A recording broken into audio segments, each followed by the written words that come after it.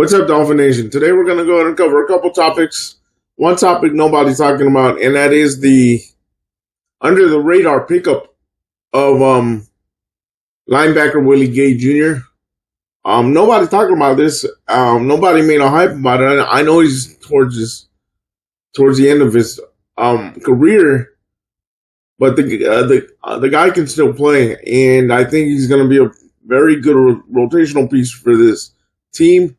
And the article I'm going to read to you is by Dante Carlini from Miami Dolphins SI. And it speaks to that he's a good cover corner. He plays the defense, run defense well. And then I'm going to pop up some tweets that he provided. And you're going to see those tweets in the video. But let me read to you the article, and then I'll give you my personal thoughts. I do agree with his assessment, by the way. The Miami Dolphins have struggled to find two consistent starting linebackers for a few seasons. Last year, the team started with Jordan Brooks and David Long, but Long Jr. struggled so much that he was benched and then cut by midseason, leading the team to sign Terrell Dodson, who was solid enough in limited snaps to earn a contract this offseason. Besides bringing back Dotson, the Dolphins also signed Willie Gay Jr. from the Saints and KJ Britt from the Buccaneers in an effort to remodel a room that has lacked depth. Gay is a player who caught our eye because he was a member of the Kansas City Chiefs for the first 4 seasons of his career.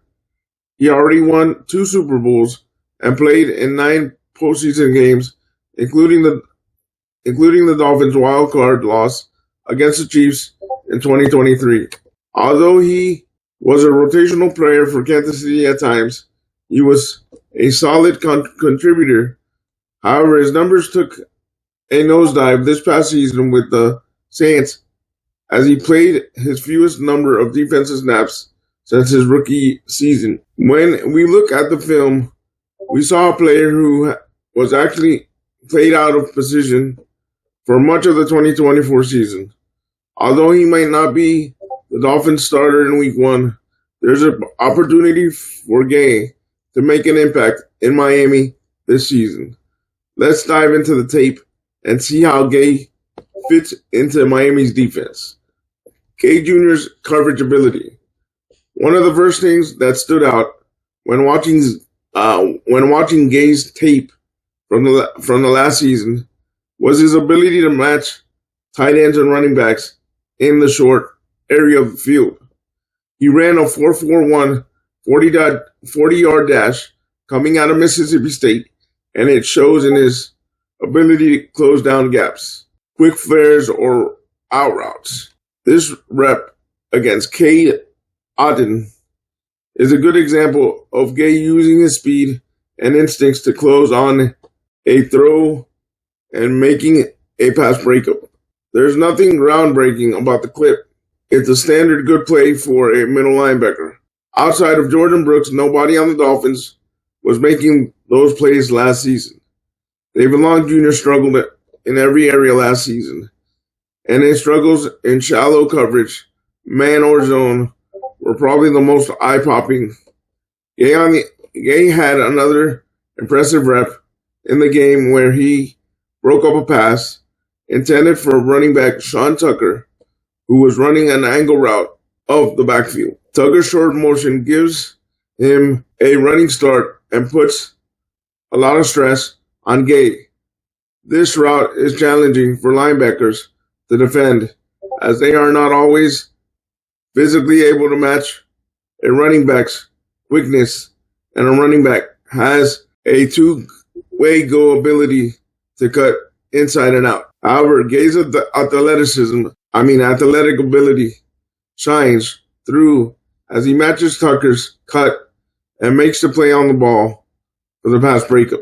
The Dolphins having a linebacker with speed and athletic ability to erase some of these completions is significant. It gives them a ton of flexibility in obvious passing situations, especially considering the team's secondary is pretty unproven. Gay also shows a good ability to recover after play action and shut down crossing routes coming across the field. He's not perfect. It's basically impossible for linebackers these days, unless your name is Fred Warren, but he has solid awareness and speed to close down some of those windows. That said, there are some caveats. Many of Gay's best play coverages feature him running forward. He's not a linebacker who should just be left in man coverage against tight ends for an entire game. He should be used in specific spots against specific players. Gay Jr.'s run defense. The strangest part of Gay's time with the Saints is how they decided to use him. He's a prototype weak side linebacker, a player with great speed and effort, but can struggle to deal with blocks. Despite that, the Saints gave Gay a lot of snaps on the line of scrimmage. He was lined up as the edge for a decent chunk of snaps, and they asked him to deal with the quality blocking tight end and fullbacks pretty consistently. This was a mistake, as Gay was incredibly inconsistent in his ability to set the edge and shed blocks.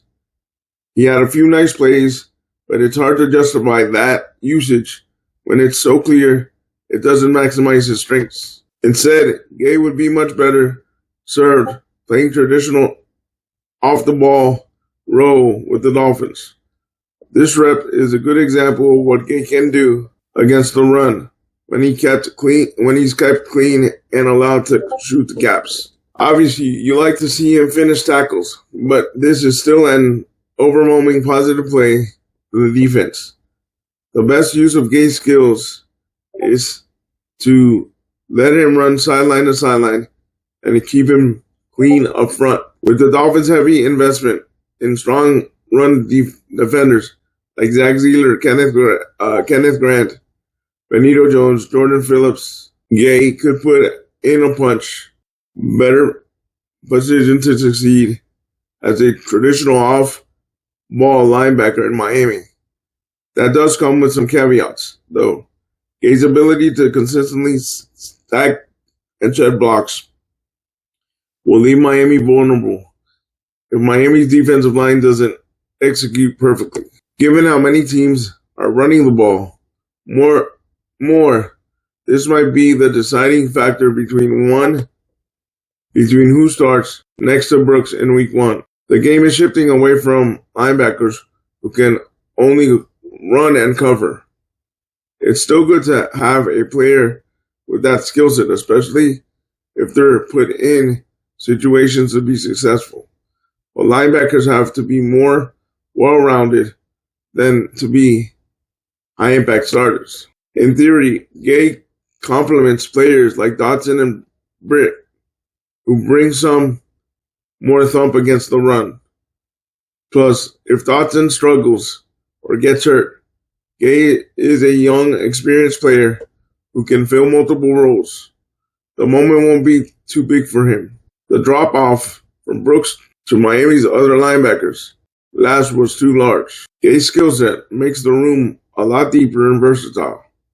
While the signing likely won't garner a lot of fanfare, the film suggests that this was a good bargain for the Dolphins. All right, guys. Like I said, I want to put the plays, the tweets of the plays in the video.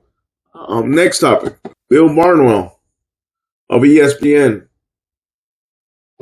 ranked NFL wide receivers, tight end running back groups for 2025 best and worst. I'm going to read to you I'm going to read them all, but I'm going to tell you ahead of time. He ranked Miami number 10. I'm going to read 1 through 10, not all of them. 1 through 10. It's playmaker rankings time each summer. I run through the NFL sort each team's rush pass catchers to see which teams have given their quarterbacks the best playmakers at running back, wide receiver, tight end heading into the season. Playmakers aren't everything, but the Eagles showed in 2024 teams can absolutely overwhelm defenses if they have multiple superstars capable of taking a pass, or a run to the house, or any given snap.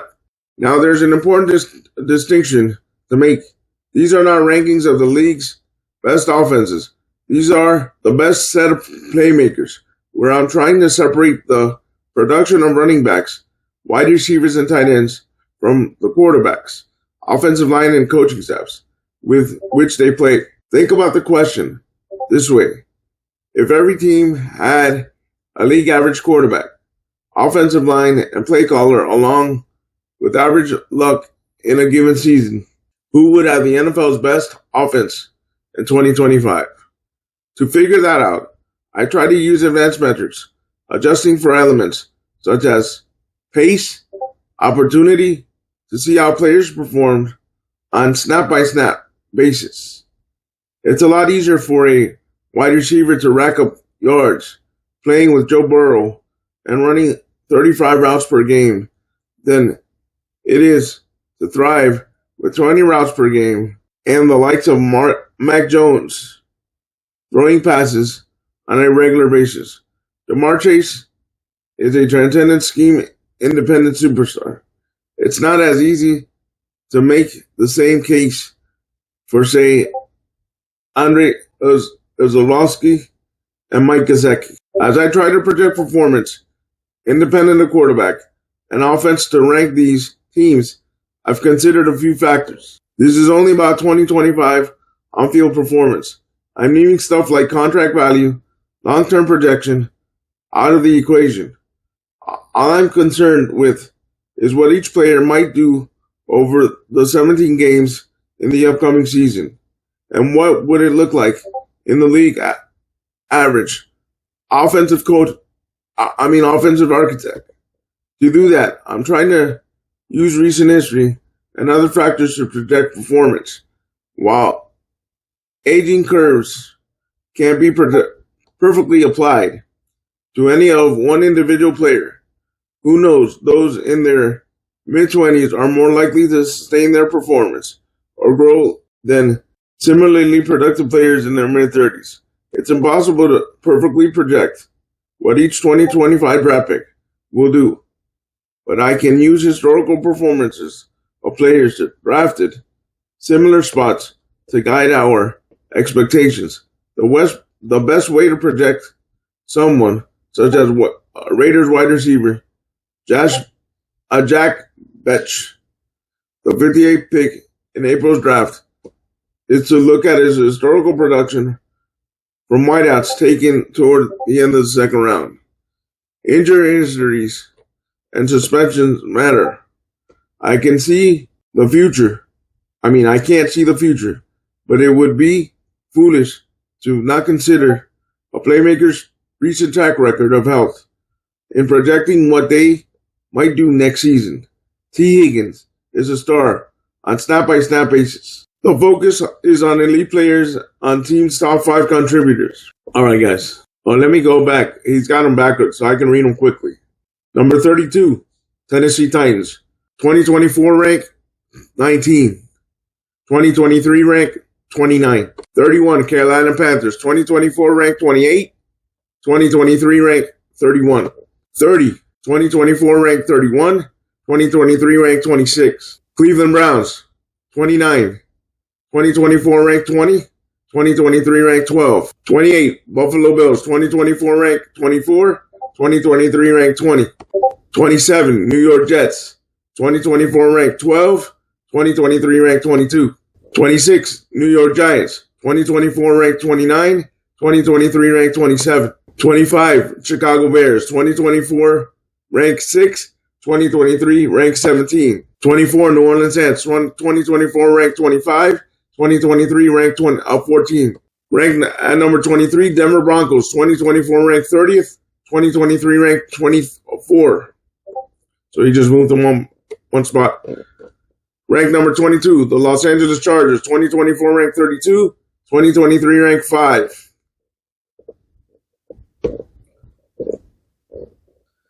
21, 2024 rank, 27. 2023 rank, 13. 20, Las Vegas Raiders. 2024 rank, 23. 2023 rank, 11. Number 19, Seattle Seahawks. 2024 rank, 8, 2023 ranked 4. Number 18, Jacksonville Jaguars, 2024 ranked 16, 2023 ranked 9. Number 17, Green Bay Packers, 2024 ranked 17, 2023 ranked 28. So they went up 9 spots. Number 16, Indianapolis Colts, 2024 ranked 22nd, 2023 ranked 25. Number 15, Arizona Cardinals, 2024 ranked 21, 2023 ranked 30th. So they've gone up every year. Number 14, Houston, Texas, 2024 ranked 4, 2023 ranked 32nd. Number 13, Washington Commanders, 2024 ranked 26, 2023 ranked 21. Number 12, Kansas City Chiefs, 2024 ranked 14, 2023 ranked 19. Number 11, Dallas Cowboys, 2024 ranked 18, 2023 ranked 7. And your Miami Dolphins sit at number 10, 2024 ranked 3, and 2023 ranked 8. Now I'm going to read to you what he said about the Dolphins. It shouldn't be a surprise to see the Dolphins fall down these rankings, as just about everybody who stood out for them in 2023 disappointed last season. Tyreek Hill is coming off one of the best wide receiver seasons ever. Saw his cumulative receiving yardage total fall from 1,799 to 959, while he was bothered by a wrist injury. That devastatingly explosive wideout didn't have a single reception of over 30 yards after a touchdown in the opening week win over the Jaguars. Seems foolish to write him off after so many years with significant production, but perhaps 31 years old is finally slowing down. The big plays were missing from the running game, where Devon Achane and Raheem Mostert went from 7 runs of more than 30 yards to just 3, all of which came from Achane.